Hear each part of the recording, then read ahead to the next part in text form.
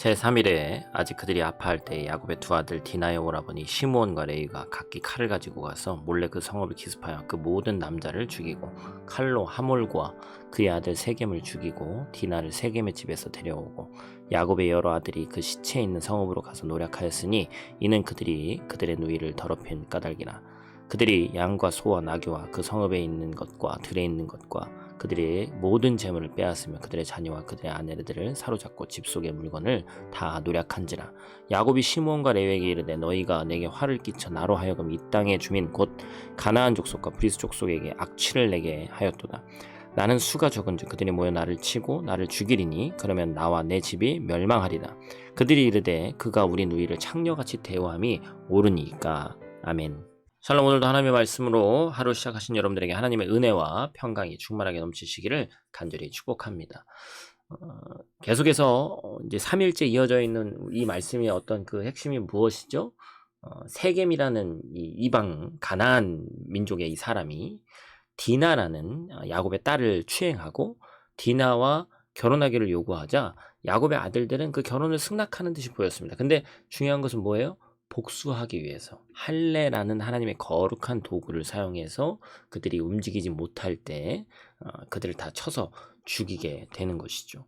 끔찍한 비극이죠. 할례로 인해서 성읍의 모든 남자가 누워있는데 급습했습니다. 그리고 무자비하게 살인을 저질렀어요. 살인에 동참하지 않았던 형제들도 가만히 있었던 게 아니라 닥치는 대로 노략질했습니다. 하나님과 함께한다는 야곱의 아들들이 저지른 악행이며 만행이죠. 여러분, 우리도 살아가면서 이런 분노적인 어떤 그런 사건들을 만나게 됩니다. 생각만 해도 울컥하고 마음에서 올라오는 그런 사건들이 많이 있죠. 근데 이럴 때마다 우리 그리스도인들이 어떻게 대처해야 되냐는 것이죠.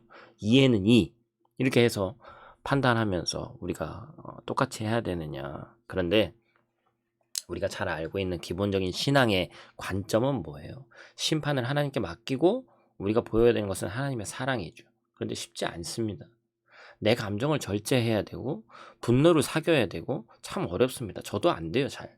그럼에도 우리가 하나님께 심판을 맡길 수 있는 것은 하나님께서 모든 것을 선하게 인도하시는 분이라는 믿음 때문이죠. 또한 하나님께서 우리에게 보여주신 그 사랑을 알기 때문입니다. 로마서 12장 우리에게 뭐라고 얘기합니까? 악에게 지지 말고 선으로 악을 이겨라. 그리스도인들이 언제나 하나님의 선하심을 닮아가는 자들이에요. 그렇기 때문에 오늘 하루도 하나님의 선하심을 따라서 내 감정으로 사는 것이 아니라 내 상황과 환경에 관계없이 그것을 이기고 내 옆에 사람들에게 선함을 보여줄 수 있어야 한다는 것이죠. 레이와 시므온 그리고 자신의 아들들이 했던 일들을 알게 된 야곱이 망연자실하면서 이 시므온과 레이를 꾸짖습니다. 왜 그렇습니까? 가나안 땅에서 명망 높은 일가를 이루어서 정착하려고 했던 계획이 물거품이 돼버렸어요. 딸은 간간을 당해서 고통과 눈물만 남았고 아들들은 살인자와 약탈자가 됐습니다. 이 부족만 있는 것이 아니라 세겜의 부족만 있는 것이 아니라 인근의 부족들이 있기 때문에 이제는 야곱 가문에게 복수의 칼날을 갈고 있습니다. 야곱의 가정에 희망은 보이지 않고 절망적인 시간들이 지배적입니다. 야곱의 행실이 늘 좋았던 것은 아니지만 34장의 야곱은 하나님을 만났던 야곱이고 이스라엘이라 불린 야곱이었어요. 그러면 이제는 불행 끝 행복 시작이 돼야 되는 거예요. 암흑은 끝나고 빛나는 삶이 와야 되는 겁니다. 그런데 사랑하는 성도 여러분, 신앙생활은요, 빛나는 순간만 있지 않습니다. 은혜 후에 오히려 고난의 순간이 있습니다. 때로는 오늘날과 같은 이 본문과 같은 절망의 시간이 있습니다. 죄로 일궈진 복합적인 환경 속에서 눈물의 시간들을 만날 수가 있단 말이에요. 그럼에도 나의 무력함 속에서 하나님께서 어떻게 이끄실지를 기대하는 것이 우리가 가질 수 있는 믿음입니다. 절망 가운데 있을지라도 그 가운데 일하실 하나님을 기대하는 것이 우리가 가질 수 있는 최고의 신앙인 줄 믿습니다. 그래서 우리는 그 가운데 일어나는 힘든 상황을 인정하면서도 그 가운데 일하시는 하나님을 기대할 수 있어야 합니다. 오늘 하루도 그 하나님을 기대하며 승리하는 오늘 하루 되시기를 간절히 축복합니다. 기도하겠습니다. 하나님, 인류의 모든 생사화복을 주관하시는 그 하나님께 우리의 전적인 그 모든 것이 달려있음을 깨닫게 하심에 감사를 드립니다. 살아가면서 많은 분노의 사건들을 만나게 되고 생각만 해도 울컥하고 마음에서 올라오는 그런 사건들을 많이 경험하게 됩니다.